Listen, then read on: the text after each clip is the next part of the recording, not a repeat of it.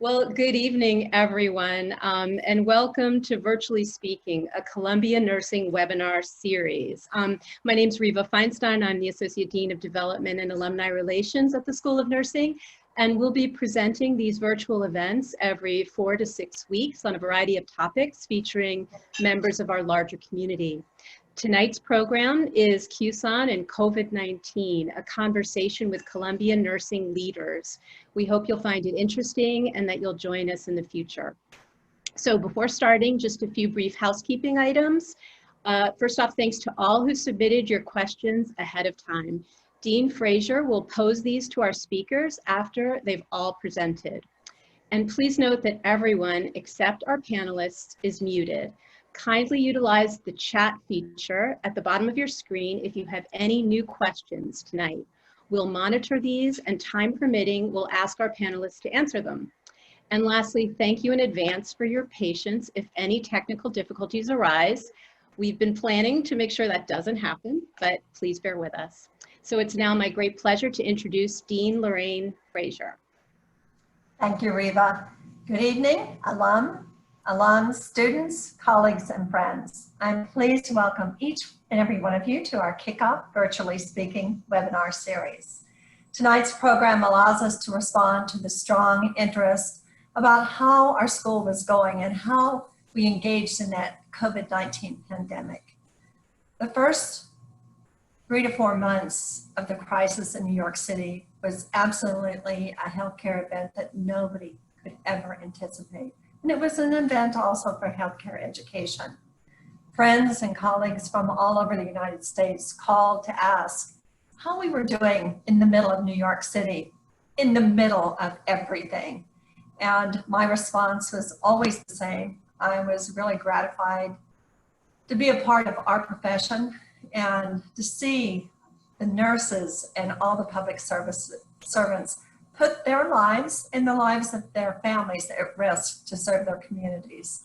I'm so proud of Columbia Nursing's contribution to the pandemic and to all that we are accomplishing in this challenging time, focusing on the mission of the school of preparing expert nurse clinicians and practitioners and researchers to improve the health of individuals, families, communities all around the globe was really what we focused on, and focusing on that mission, education, research, and practice as our guiding light kept us in the forefront of nursing excellence.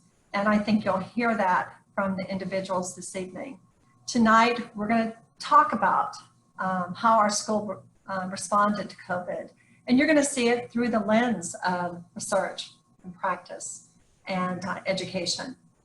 We will also put that in the broader context of what it was like to be over a clinical facility here in New York.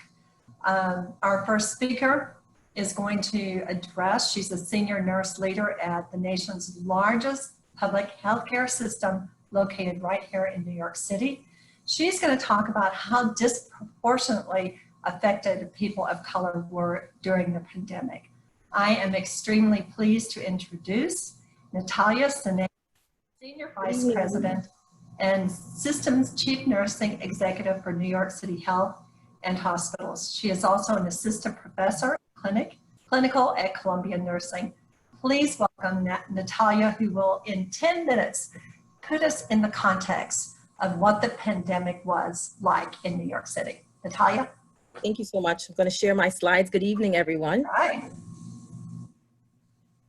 Let's get them. So my talk today will focus on how nursing recruitment, deployment, and education addressed a global pandemic. Thank you so much for having me. So I am honored and fortunate to teach practice leadership and quality for the last few years at Columbia University School of Nursing. And the course really, addresses change and quality outcomes and really ensures that students are able to focus on a change that can have an impact on healthcare quality outcomes. And when I think about this past semester, I had to share the photo of the Comfort. So this photo to me signifies change. I remember this day, Comfort recently docked and everything had changed in my life personally and professionally. So we had class, and class was virtual. And I remember speaking to the students about having to visit Comfort, Billie Jean King's, and the Javits Center, because as my role, I have to make sure that nurses have the resources they need. And we talked a lot about the change that was, coming. So we know that the COVID-19 virus is an infectious disease that is a severe acute respiratory syndrome. At one point, New York City was the epicenter. As of yesterday, or the 28th, we saw a confirmed number of deaths of 24,835. New York City was not just the epicenter of the virus, but it was also the epicenter of frontline heroes. And so I would like to share with you a little bit about how New York City Health and Hospitals addressed the pandemic. As Dean Frazier mentioned, we are the largest public health care system in the United States, across all boroughs, 11 acute care hospitals, 5 post-acute, the largest FQHC in the country, still growing community care and correctional health. And we were charged with caring for the community as we face this pandemic. We treat 1.4 million patients annually, 5 million patients visit our clinics per year, and to date, we have discharged over 7,000 patients. We are responsible for the uninsured, those individuals with Medicaid, low-income residents, and undocumented immigrants, and the mentally ill. We know public health is challenging, and with the healthcare conditions and the disparities, it makes it even more challenging, but that is our mission. And so today, I want to quickly go over the actions that are part of the Minnesota Public Health Intervention Wheel to just talk about how we manage this pandemic. So here's a great quote. "And these times have changed. The public health system is constantly challenged to keep focused on the health of populations. The intervention wheel is a conceptual framework that has been proven to be a useful model in defining population-based practice and explaining how it contributes to improving population health."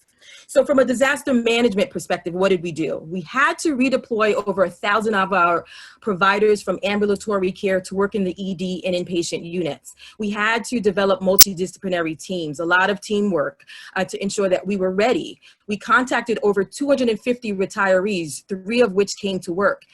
If you could just imagine, New York City Health and Hospitals has 9,600 nurses, but we had to hire over 5,000 agency nurses because our leaders became sick, our educators became ill, and we needed more staff because of the volume. So we had to be innovative. We created a virtual deployment team to ensure expeditious deployment. What usually took us a 4-week time frame to deploy staff, we were able to do in 2 days.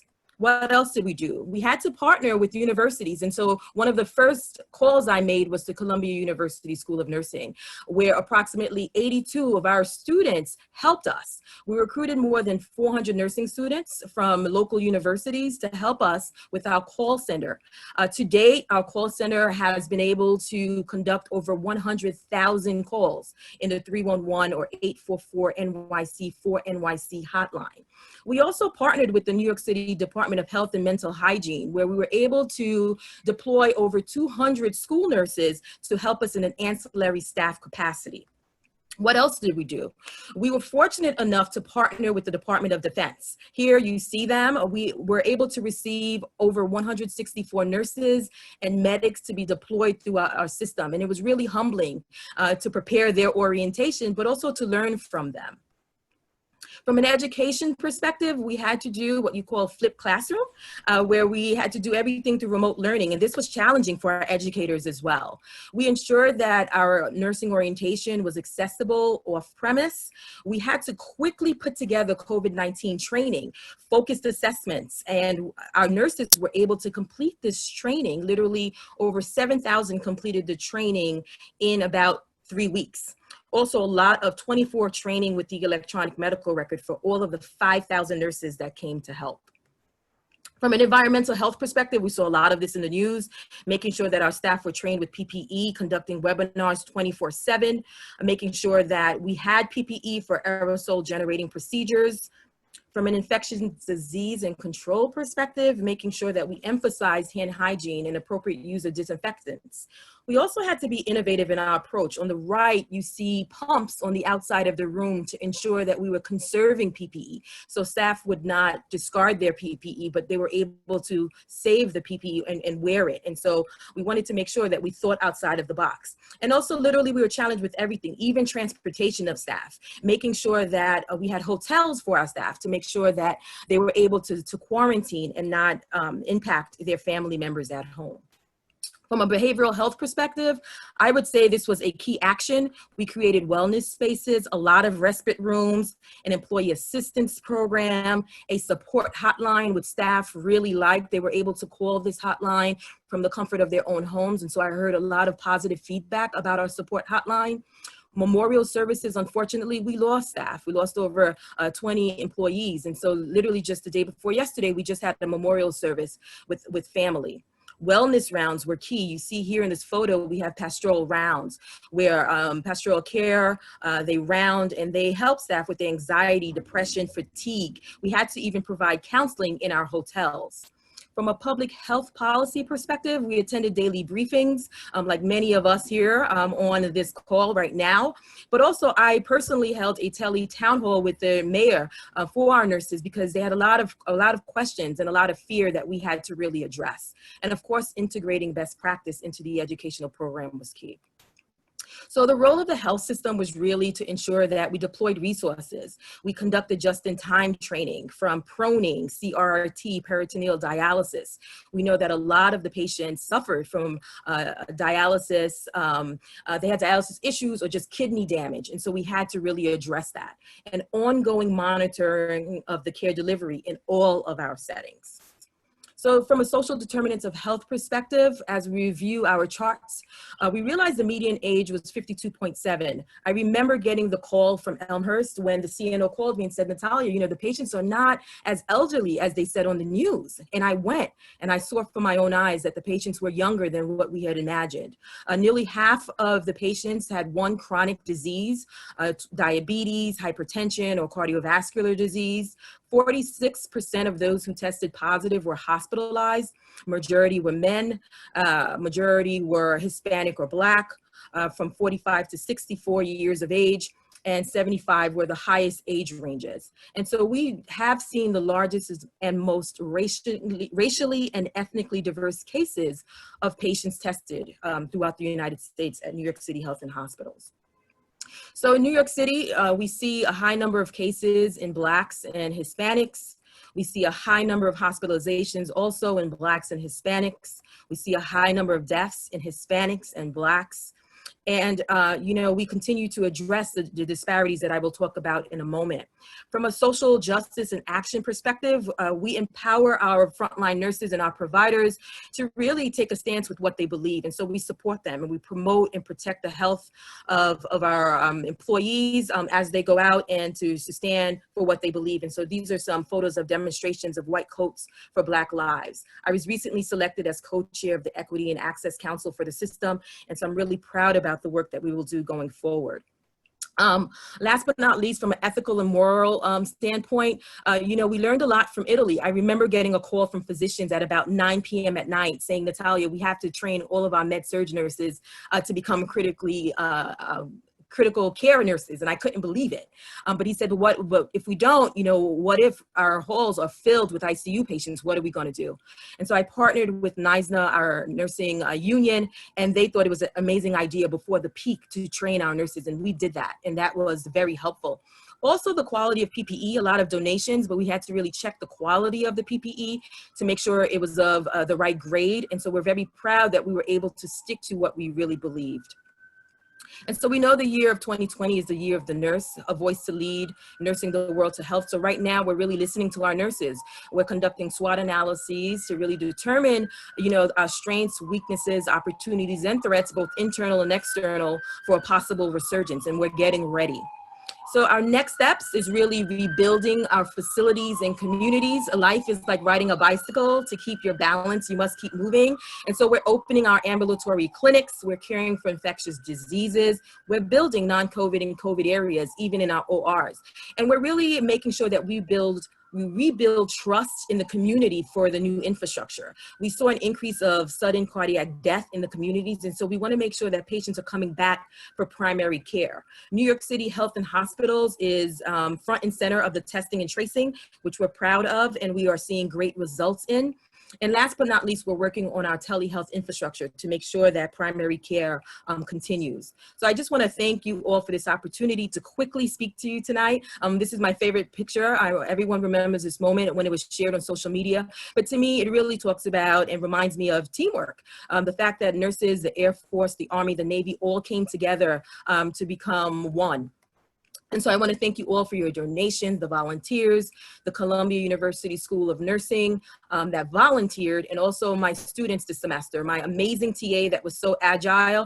And last but not least, my student who reminded me that I met my own course objectives, who thanked me for demonstrating true leadership this semester. Thank you.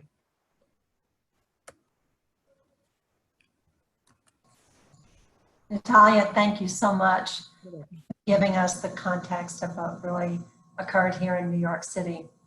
Our next speaker is Dr. Stephen Ferrara, Associate Dean of Clinical Affairs. Hi, good evening, everybody. It's so great to see so many familiar faces and names, and certainly we miss seeing everyone, and I hope sometime soon we'll be able to get together in person. So I just have 2 slides, and I am gonna share my screen right now.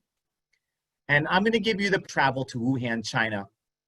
And there were some advisory, there were some alerts, and little did we know at the time that there would be no testing available in those very early days, nor would there be adequate supplies of personal protective equipment. So we trudged on. We paid attention to what the CDC guidance was telling us, but we knew that this was building and building to the point where we actually had to close our outpatient practice down for our patients. It just was no longer safe to operate and have well patients mixing with patients who were potentially sick. Soon thereafter, we established one of 2 what we called cold, cough, and fever clinics at our uptown practice. Now, this was an opportunity for us to rule out conditions that we could. So think about things like strep throat, influenza. Remember, there was no testing at this time. There were limited supplies, and the criteria for patients who could be tested was extremely narrow. So we were trying to rule out conditions that patients had that we can treat with outpatient care. As the days and as the weeks went on, more and more supplies became available, and we were indeed actually testing for COVID. And in fact, at one point during that time in April, 50% of the patients that we tested were positive for COVID. Our goal was to keep patients out of the emergency room. We were an offload from all of the Columbia doctors' locations that they could refer to us, and we could actually perform the testing because there was no other testing places in the Columbia University network. So we did that for quite a while. And then some up that we jumped at to be able to participate in. We became the only testing site for convalescent plasma screening. So we worked with the research department, we worked with pathology, and we were screening patients who had previously tested positive for COVID. And the hope was that we could identify patients who had antibodies, and they would donate that plasma via the New York Blood Center to be able to use that for patients who were sick in the ICU. And we were proud to be that offshoot of convalescent plasma screening. We screened over 400 patients, recovered patients, and many of those units were able to be transfused into patients who needed it in the ICU. We also participated in what was called the cough trap study. This was an ability to test outside of having the nasal pharyngeal swab, and it required many iterations, but we were able to test patients who we were screening for COVID in the first place.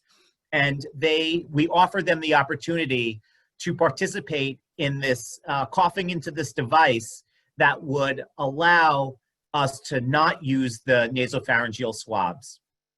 And then I think what's really important here is that we maintained continuity of care for all of our other existing patients via telehealth. We became very adept very quickly at using telehealth to renew blood pressure medications. We guided patients through an exam, and we elicited the information to help make a diagnosis and continue their medications. One of the terms I like to use that I did not make it up, but I'm borrowing it from someone else, in that we developed a very good webside manner as opposed to a bedside manner. Performing telehealth is very different than performing an exam in person, and we will continue this telehealth aspect of our practice until actually forever. It will be a component of our practice. Patients have really appreciated the opportunity. A lot of patients are still afraid to come inside to our practice, and this affords them the opportunity to be able to get care in their own environment, and that's what we're aiming to do. My next slide, and I'm going to be very, very brief because I know my time is up already, is that our simulation lab and our staff participated as well. And you'll see from these pictures, we loaned whatever PPE equipment we had, and in that on that slide, those are our anesthesia machines that we had 8 of them, along with 1 ventilator, and we loaned those to the hospital, and they were used in those early days when there just were not enough ventilators to go around. I'm proud of our team, and everybody stepped up to the plate and performed extraordinarily during this time.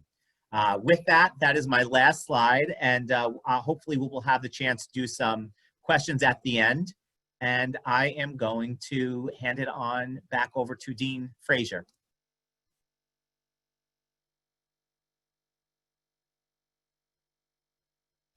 Dean Frazier, you're muted.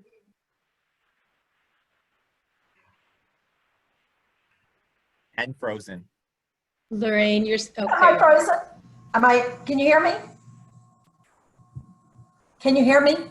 Yes. Yes. Okay, thank you, Stephen. I'm sorry, things happen. Anyway, on to our next speaker, Judy Honig, who is the Vice Dean of Academics and the Dean of Students. Judy? Thank you.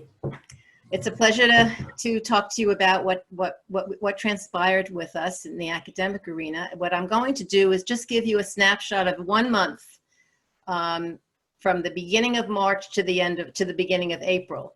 It's sort of starting a little bit before, but the spring semester started as usual. Faculty and students were engaged in clinical and in classes. Everything was normal. However, in the middle of February, there were murmurs of an impending coronavirus crisis was starting to emerge in New York City. Anticipating how the growing crisis, oh, somebody just took away my sorry. Anticipating how the growing crisis would affect the school, we began preparing for the worst, but hoping not to implement all aspects of our contingency plan. We began to develop a revised plan that would in which select classes would happen virtually, and some faculty and staff would be working from home. Some is the operative word here. By March 3rd, it was clear that we needed to cancel all of our global rotations. China and Italy rotations were the first to be canceled. If you remember, that's the way the pandemic was moving. But quickly, it was followed by 15 other sites ranging from India, Jordan, Ethiopia, Jamaica. They were all scheduled to start on April 6th, and they were all canceled by March 3rd. Shortly thereafter, our students' clinical rotations in the immediate metropolitan area were rapidly being suspended by our partner institutions in New York City. The threat of the pandemic became a reality, and New York City quickly became the epicenter. In addition to the cancellation of global rotations, the school began to mobilize for the possibility that we would no longer be able to convene our classes or any of our meetings. To proactively prepare the first week in March, so we're still at the very beginning of March, faculty focused on establishing the infrastructure for remote teaching. Faculty worked together with staff and a lot of the other departments in the university and on the CUIMC campus to build the foundation that would become our new normal. We quickly set up Zoom accounts, learned how to use technology to meet and teach virtually, and importantly, we planned how to adapt our classroom courses to an online delivery.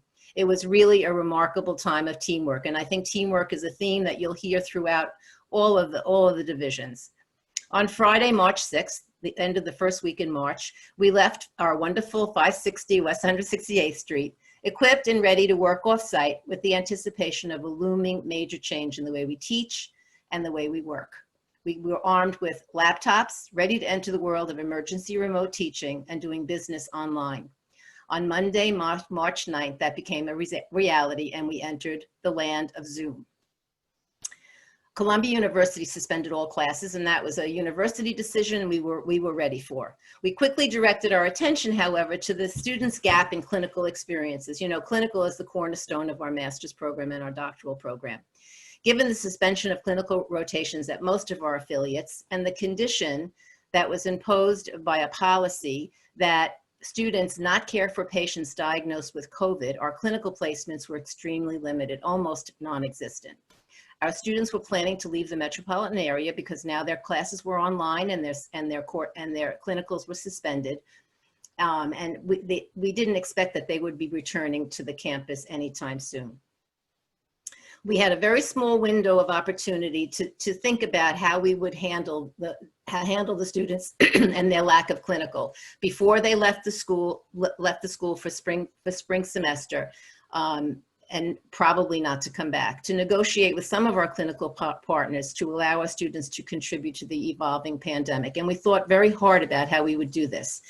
We directed our focus, and this was really under the leadership of our dean, we directed our focus to the 180 MDE students who were extremely disappointed that they were not able to engage in their integrative clinical experience. And any of you who are former ETP or MDE students know how valuable that last 6 weeks of working one-on-one with the nurse is. And that was the point at which the clinicals were suspended. So the School of Nursing and NYP leadership quickly crafted a unique academic practice collaboration. We agreed upon a solution where our near to graduate MDE students would voluntarily join the hospital nursing staff as paid nurse technicians in all settings, functioning under the supervision of a registered nurse. The program was designed to be working with non-COVID positive patients. If you recall, that was the policy for students, while simultaneously being enrolled in a small group seminar facilitated by MDE faculty. The objectives of the ongoing academic seminar was to share with their peers and faculty the experience of working during a pandemic, to offer emotional support in the form of circles of care, and to integrate nursing knowledge and processes through reflective, evidence-based nursing care. Circles of Care was adapted from Commonweal's healing circles, which were conducted online, and the circles provided a safe forum that helped students to process their feelings, their fears, and in many cases, their grief.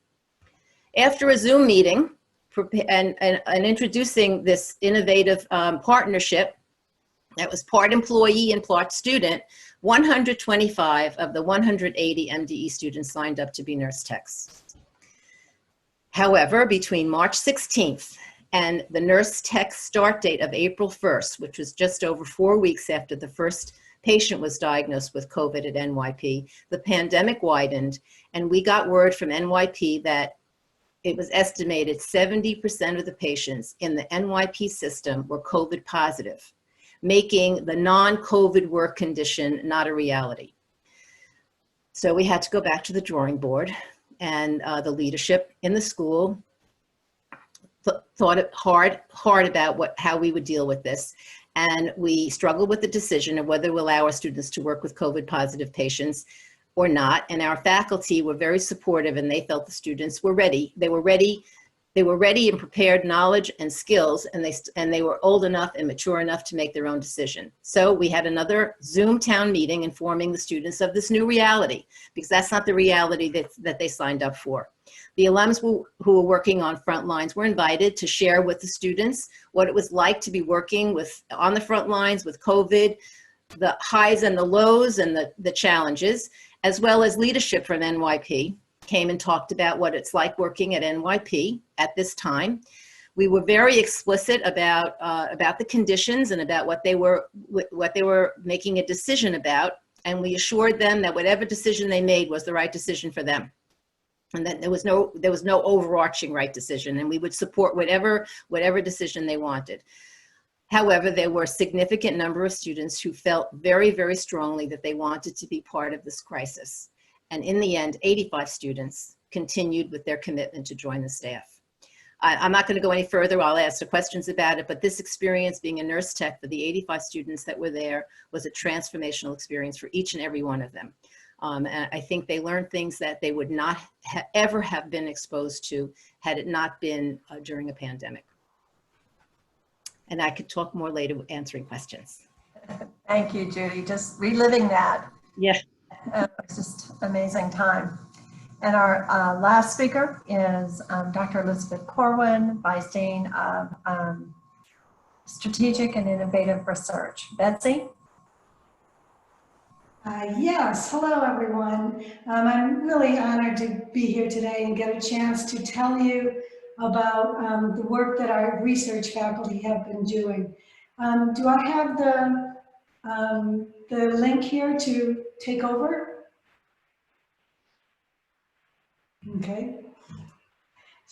Yikes. Just go to the share screen on the bottom. Yeah, I don't see it for some reason. Oops. Shared screen on the bottom. I'm sorry, here I was already. Betsy, I'll share it for you. Oh, I found it. I'm sorry, I had my things covering it. Sorry, can you see me now? Can you see the slides? Yes. Yes. Okay, thank you, everybody. So I'm really pleased to get a chance to tell you about the work that our researchers have been doing related to COVID-19.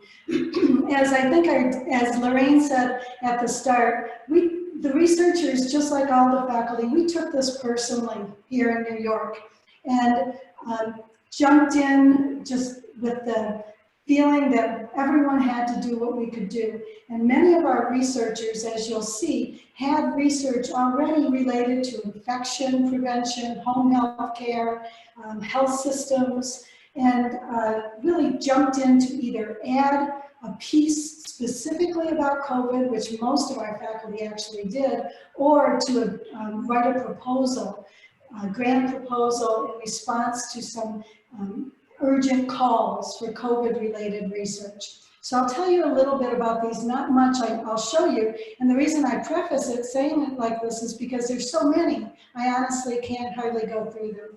So we had a number of different COVID-19 related research projects started. And on this page, you can see them from our very junior faculty, Allison Norfolk, our postdoc, Cindy Veldhuis, all the way up to one of our most senior recognized faculty, Sue Bakken. And it was just a across-the-board effort. We have a new faculty, Greg Alexander, who studies healthcare, home healthcare, and trends in information technology. He had just started at the School of Nursing, and he immediately likewise started adding COVID-related research. We also continued on in here, and we had some of our research projects that were already ongoing. For example, Dr. Rebecca Schnall, who many of you know, studies of young people living with HIV or who are at high risk of HIV/AIDS, and adding a COVID example, a COVID questionnaire and screening and follow up on how COVID-19 is impacting their ability to seek out and access health care. These latter ones are grants that have been submitted just recently in response, either investigator initiated, or many of these are in response to urgent calls from NIH. I am just going to show you a few of these in a bit more detail. For example, Dr. Bakkens pilot grant, received a pilot grant, and she has since turned in is writing a major NIH proposal right now based on this. She is part of a group that developed an app called COVID Watcher. And COVID Watcher was went out immediately within the first, I don't know, certainly by the end of the first month. It was active. They have been thinking about this for a while, so adapted it to use a citizen science-based approach. And what it is it's an app that allows the researcher to contact many different people in the community, regular citizens who accept the app on their phones, to ask them about their exposures, their knowledge, and their diagnoses of COVID. So it is really an amazing way to understand symptom phenotypes, what is really happening in real time with these regular citizens. We also had an interesting proposal go in at PCORI. Some of you might know PCORI. Those are community research efforts. They're have to have a lot of engagement with community partners. And our junior faculty, Allison Norfolk, a new assistant professor on the tenure track, put in a study to look at work environment resilience in special operation medics who were called to New York, active duty in New York City. And we had a field hospital, we had the armory, many where these medics were working, as well as look at the work environment and resilience in our RNs in the hospitals. So the interesting difference is that the special ops medics, they receive hours and hours of crisis training, resiliency building up exercises as part of their armed services work, armed services preparation. So they also have interesting, they already have a plan for what to do if something horrible happens. And so the leadership in the armed forces and these medics are ready to go and jump in with this resilience training, already experienced and then revved up. In contrast, many of our registered nurses, and certainly our new ones or our new students that you just heard about, they have not had that sort of trauma preparation like that. And so she's looking at how the outcomes amongst these two very diverse groups of healthcare personnel providers work, how they come through this, and what works for each group, and how we might take the best of both trainings to make it work for everybody. We also, I mentioned this about our new faculty, looking at information technology to look at what is ongoing right now in nursing homes. We also, and Stephen sort of mentioned this a little bit about our simulation training. Well, we also had studies that were research projects. This one led by Amanda Hessels, but with the SIM staff and Kelly, to look at the adaptation of education in SIM training related to a crisis, a viral crisis. Like, how do you train the nurses of the future to be more prepared for something like this happening? Let them practice on these, let them practice on the in the sim lab before they're put out into the future, into some real life experience. And she had baseline knowledge, concern, feeling of that they could handle these sort of things at the beginning of the sim training, and then followed up again to see how they were, how they will be benefited by this in the future. We also had an interesting, this is our postdoc, Cindy Veldhaus, who has a study of over 3,000, I bet it's close to 4,000 people now who answered an internet survey, longitudinal, many of these longitudinal, about hope and despair in young adults during the time of COVID.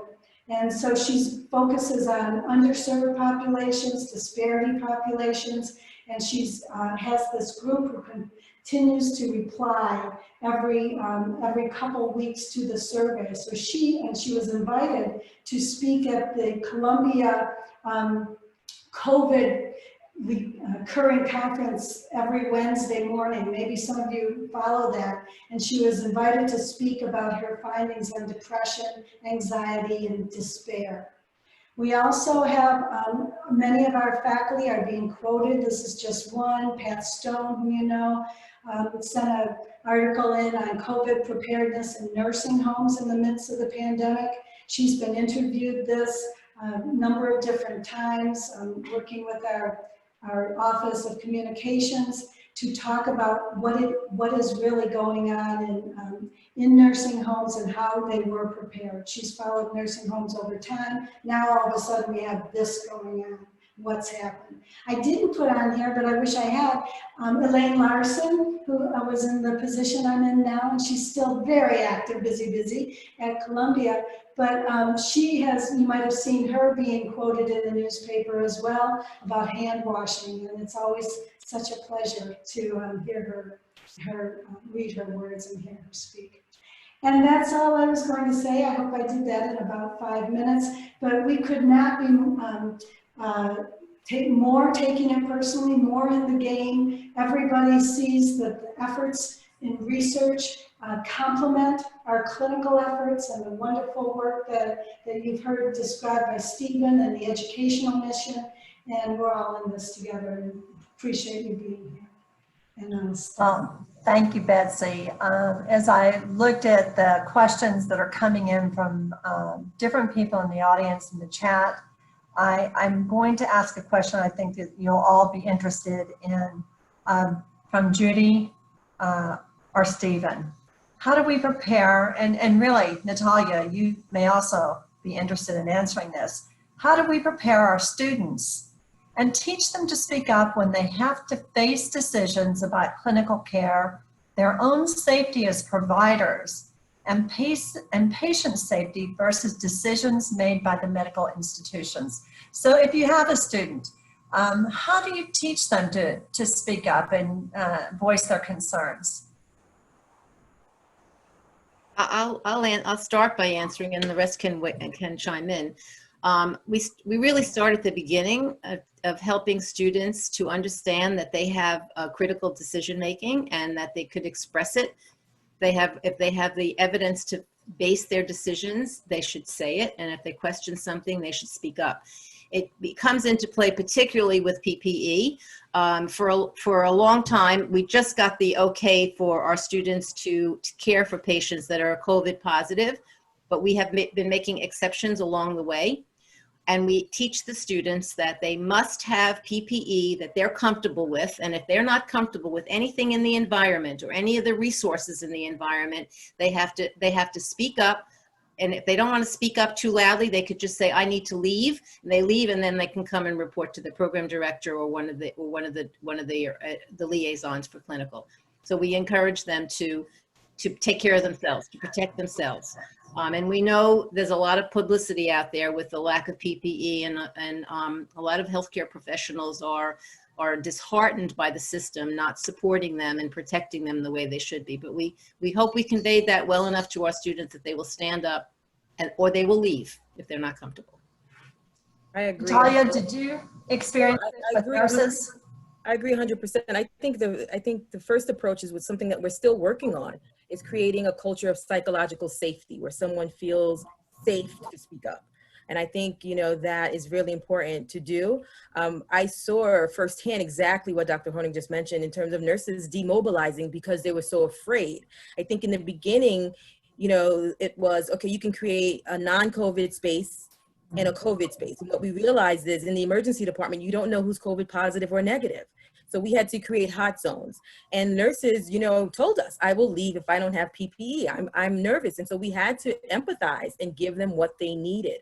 But I think we were all learning, literally looking at CDC guidelines to understand, how do we navigate this new norm? And I think It was a learning exercise, but I agree 100%. We have to support our nurses. It's fearful. A lot of them are new to this. We're all new to this. And I think it's a matter of creating that culture where people want to speak up and are not afraid. So we start with education. I would just add that, you know, we still don't have all the answers to this virus. And it's been very challenging because what was the case a week ago may not be the case a week from now. And, you know, I think it starts with empowering our students to speak up and to question things. And as Dr. Honig said, with an evidence base, not just based, you know, completely on emotion, because, you know, in our society today, everything seems to be elevated and escalated very quickly. So it's empowering our students to make sure that they can speak up, they can question these things with, you know, the right knowledge base.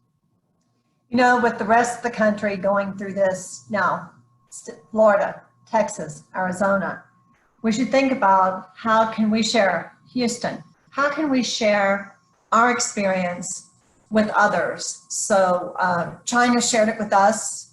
How can we help prepare those schools around the country, those hospital systems? Maybe we should have another Zoom where we can just share lessons learned. People need to know that.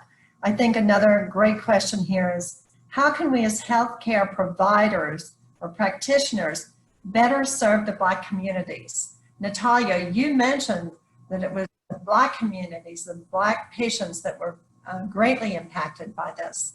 How can we do that? And I would like education, research, Natalia, practice. What's the answer?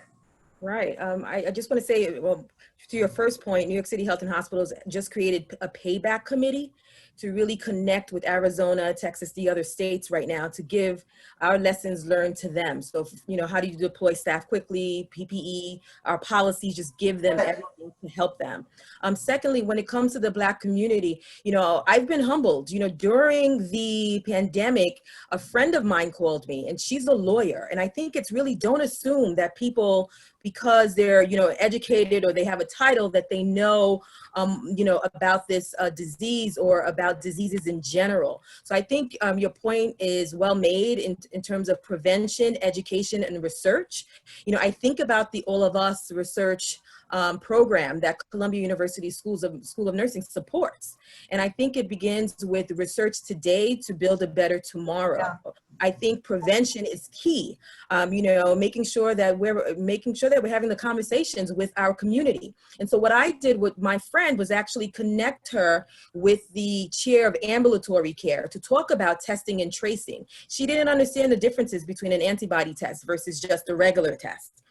And she literally brought on the line approximately 10 people from the community that didn't understand where they could go get testing, the local churches, the local clinics. And so it's really important that we teach everyone that we know about this. And I think it's starting the conversation with someone you may know, because they may not know what you think they know. Right, right. Any other comments about that? Here's a great question. You know, people, when we started, COVID came up, I would hear people say, people are not going to go into nursing today. Nobody's going to be going into nursing. U.S. News and World Report published not too long ago, there are more applications to nursing school today than before. Wow, what does that say? So how do you think, anybody on the panel, that this pandemic has changed the image of nursing?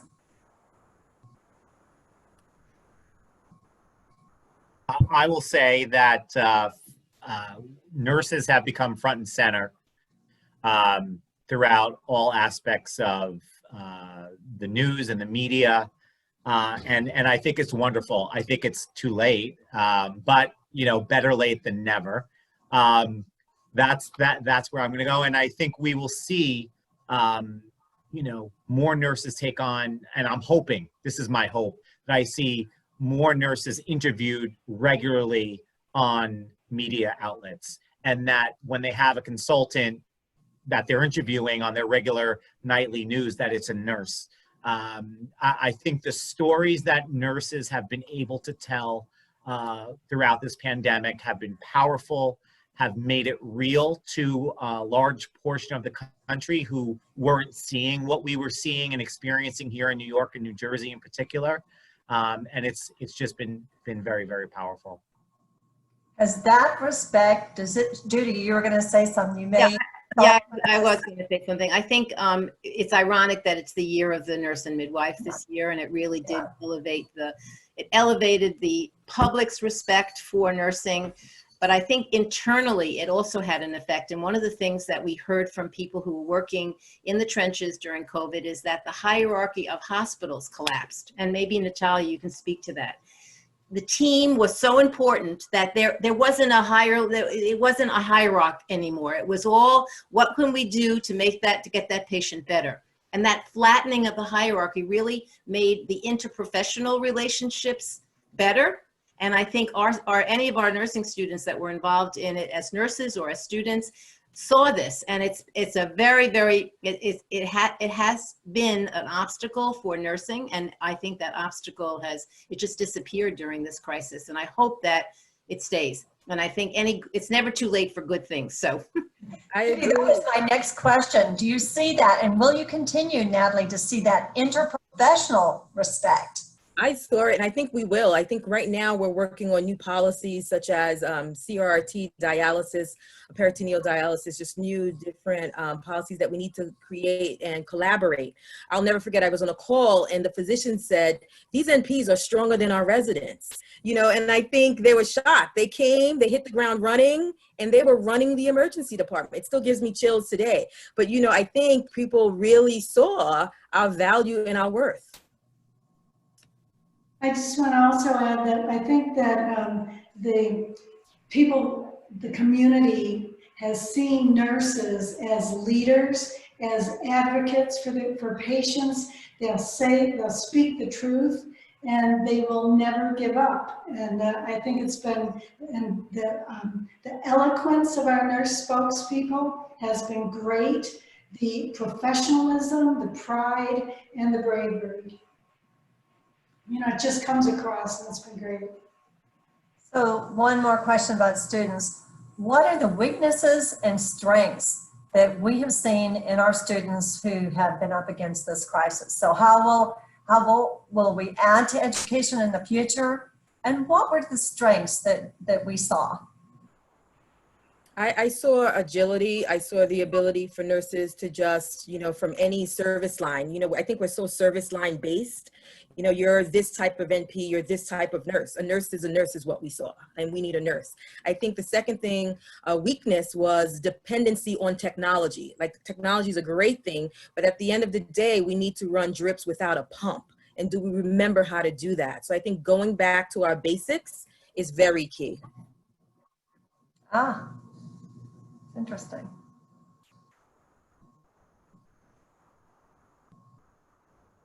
I would just speak to the experience really encouraging students. First of all, I think it solidified a lot of people's career decision to become a nurse, and it helped in that way. But I think also the question, what will incorporate, and there was a question in the chat about emergency preparedness, which we already have in our curricula. But I think we need to strengthen it and sort of redirect it a little bit towards infectious disease pandemics, which is not necessarily, it's usually the natural crisis of an earthquake or tsunami. So I think we need to redirect that a little bit and have more emergency preparedness throughout our program. And encourage students who are nimble and resilient to join us. That's not something you can teach, but it's something that you encourage. I thought you were going to say something, Betsy. So one last question for the panel. If you want to share what moved you, what really spoke to you during, we've heard each person's journey. Natalia, yours in the clinical, Judy in education, Stephen, Betsy, what really did you get out of this? And I know that's a big question. Well, I'll start with saying what moved me was the students. The students in the clinical area learned so much from watching the nurses on the floor be leaders, true leaders. They were amazed at what a nurse really was and what they could do and how effective they could be. Great experience for them. So this may be a little morbid, but I think what Right. moved me is in the beginning of the pandemic, you know, being African American, I lost a close friend of mine. And I remember running a meeting and literally attending a virtual funeral at the same time, thinking about this educated Black man who's 42 that had just, you know, been on a ventilator and passed away and left his wife with a 5-year-old who's autistic. And so I think what moves me is the fact that his wife did not know the symptoms of COVID-19. They're watching the news every night and he's shivering and he didn't get care in an expeditious manner. So I think what moves me is the plight of education, the plight of realizing that it can be you, and there's so much more work to do with, you know, inequities and health disparities and comorbidities. I think, you know, the work is just begun. We've barely scratched the surface on what we need to do. And again, I'm just humbled at the fact that, you know, we have so much opportunity to educate those who are educated and to make a difference in the communities we serve. But there's a lot of work to do. It's hard to get that across to people in their homes. And I was thinking from a research perspective, our school is very focused, many of our faculty, most of our faculty probably are focused on discovering the underlying contributors to and outcomes from discrimination and injustice. And part of the mission at Columbia, the mission statement is health equity and, you know, our ethical statement. And I think it's putting a new urgency to the faculty who've been studying health inequity and health disparity to really get at the underlying mechanisms going on, because we can't just think about how we would necessarily diagnose or provide interventions, but it's really how can we prevent these inequities. So taking it back even to more essential steps and thinking about how to predict who is at risk better, how to understand those risks, and if you understand them, then you have the chance to effectively target them. And so the research has always been there, but I think it's focusing in on action and really taking people's research questions and goals to the next level. And can I add one thing to what Betsy just said that I think is phenomenal? I just want to add the point, what we started doing, which has changed the dynamic, is, you know, and I know we've got Dr. Taylor, who's amazing at Columbia, just really having those critical conversations in class to say, you know, how could unconscious bias play a role in caring for this patient? That one question can change the way a provider cares for patients. So I think the integration in the class setting can be powerful and impactful. Absolutely, absolutely. I think if you were to ask what made our response as a school so successful, is our clinical partners. Natalia, just being able to work with you all, and there were no ivory towers, we were together. And chills just talking about that.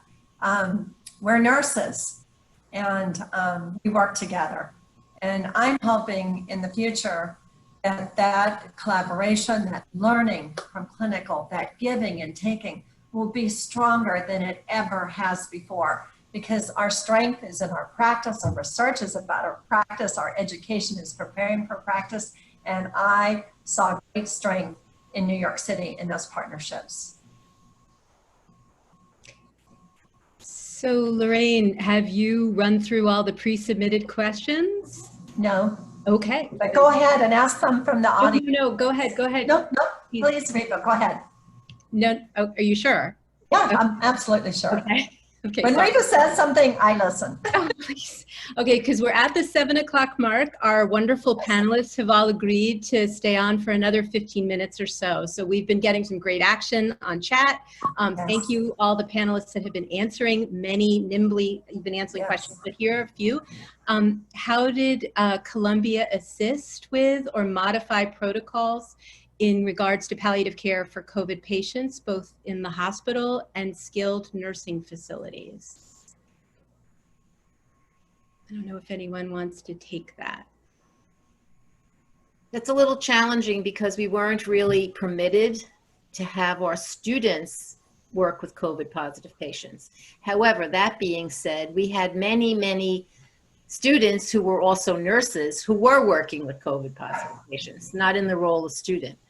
And in particular, our palliative care fellow was assigned to the palliative COVID care unit that was developed right during the epidemic. And she had a wonderful experience and finished the fellowship through that mechanism. But it was our fellow and some of our faculty that really worked very hard on that one little unit. It wasn't so little actually, but it's a unit that was created for palliative care for the patients who were dying of COVID. Great, thank you. And here's an interesting one. How do we see nursing education incorporate population health and social determinants into education? So many nurses are not aware of healthcare policy or the true barriers that patients face that impact their ability to maintain their health. You know, I'm not in the education arena so much, although with the PhD students I am. But I see another question that's similar to that about how, if I can read it, so I'm curious about CUSON's role, how COVID has highlighted the longstanding health disparities and racism in the healthcare system. How is CUSON concretely addressing this and implementing change and how they educate so many future nurses and NPs? And from a research perspective, I really think that it is going to make a difference and in educating our students. I teach, will be teaching the concepts course in the fall, theoretical concepts. And you know, you always have these theories and the theoretical concepts that people follow through in nursing. And there's always been race, sex, age, you know, some of the demographics that are contributors to an outcome that the theory is addressing. But I know for myself, specifically with this upcoming class, it's not just going to be thrown in there with demographics because it's more than that. You know, I think that it's clear that there is something fundamental happening in underserved or discriminated against citizens that has to show up in nursing theory, nursing interventions, nursing research. And it's the time is now. And so I think that having that in this concepts class, which everybody really took some sort of a concepts class, but there is really some sort of discrimination path to outcomes that needs to be addressed with interventions and assessments. And Riva, just back to your the previous question in terms of incorporating nursing education with pop health and social determinants. My dream is the way that we think about community nursing changes. You know, I oversee community nursing, community care nursing, and I remember my clinicals as a student was, you know, going to a bus station and taking vital signs. You know, I think there's opportunity there to really make an impact. You know, I think about the course that I teach as it relates to quality improvement and making an impact. And I think there's opportunity there to really integrate population health within the community care classes and the community health courses. I think you're right, absolutely. That's great. Lorraine, can I flip back to you from the pre-submits? Please go ahead. Well, I was just thinking of Natalia talking about her conceptual models. She showed those models for that healthcare system to us one afternoon, and I was blown away. You do have that concept. And I would say nursing has that concept for a long time. but I think there's an urgency now. We've never lived in a culture or a healthcare culture that was so unpredictable in so many ways. But we're all going to have to think a little differently. I guess my last, I keep saying it's not last, but one of the things I think about when you think of barriers, we're all nurses. We've all experienced barriers in our practice. Stephen, I'm looking at you. We think about, what kind of barriers can come down and have been challenged in nursing during this pandemic. We've seen them challenged. We've seen our CRNA students used very differently without physician oversight when they were needed in those ICU units.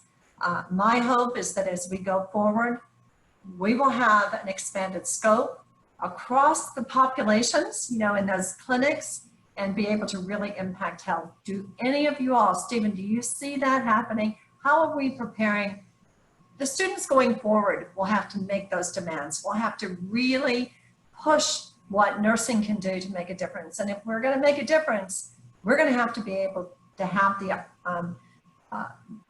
the scope to do that. Yes, I absolutely agree. And, health policy is one of my areas of passion. And what we saw with the governor's stroke of the pen was that immediately nurse practitioners no longer needed a written collaborative agreement in New York State.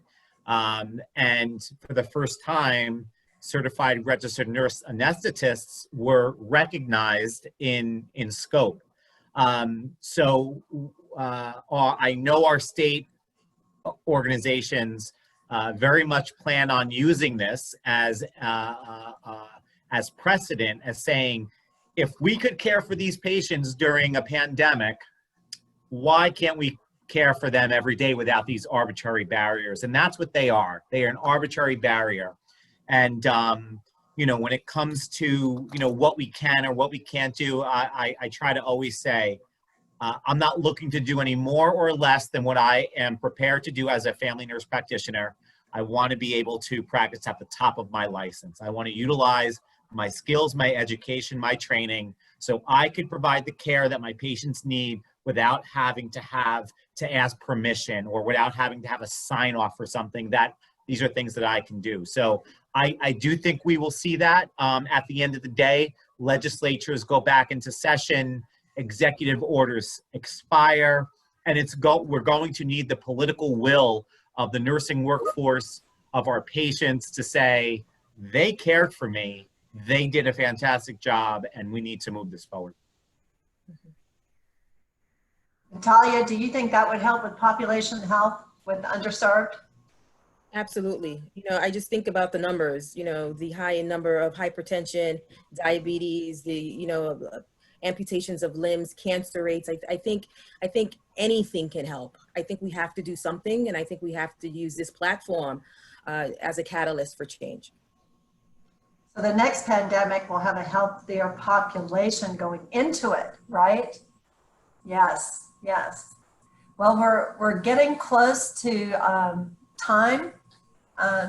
Yeah, so I think perhaps if y'all will permit it, I think there's one last question here that came through on the chat. It feels important to incorporate faculty and staff into implicit bias training in order to ensure that faculty are prepared to teach these concepts in their courses. What's Columbia Nursing currently offering for faculty and staff training? Judy. We've been on this journey since Lorraine came, and we made the commitment to health equity and social justice. But I have to say that the COVID pandemic and then the subsequent racial pandemic that followed made it crystal clear that we have to do better and we have to accelerate our efforts. And so we've been doing steps all along the way, but I think we're really going to step them up. When it comes to the faculty, we've participated in mandatory implicit bias over the years, many sessions. And I think we have some intellectual, some level of intellectual capacity and sophistication on this topic, but it hasn't really crossed over into our practice necessarily, or our teaching. And so we're going to be making very concerted efforts to raise the level of the faculty in social determinants of health, in social justice, health equity, racism in healthcare. And we started a plan, and you'll hear more about the plan. It's being implemented starting this summer for faculty, staff, and students. It's across the board. You can't just teach faculty and not students. You can't teach students without having the faculty be at the same level. So we have a big job ahead, and we're excited about doing it, and we know it's the right thing to do. So stay tuned. There'll be more of these about that. Yes, we're committed to that journey. Okay. Well, we're past our witching hour. You all have been amazing. Many thanks to the esteemed panelists, to our wonderful guests here in this Zoom ecosystem. And I just want to say a special thank you to Sharon Sobel on the back end out of Alumni Relations. Yes. And please stay tuned both for a follow-up from us, asking for just a quick survey just to get your feedback about our first virtual event, and stay tuned for more. So good night, everyone. Night. Thank you, everybody.